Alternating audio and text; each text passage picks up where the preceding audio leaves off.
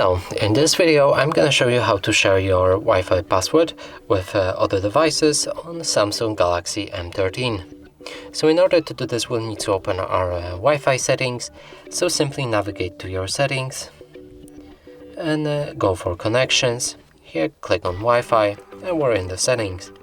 Now we need to be connected to any Wi-Fi network and then click on it. From here, if you want to share your Wi-Fi network password, click on this QR code.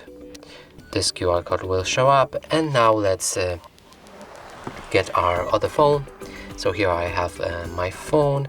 We can move to the Wi-Fi settings as well. Click on the scanner and we should be able to scan this right here like this.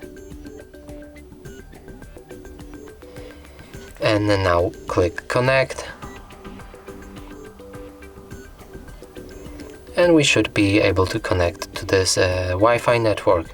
And that's it for this video. Hope you like it. Please consider subscribing to our channel. Leave a like and a comment below.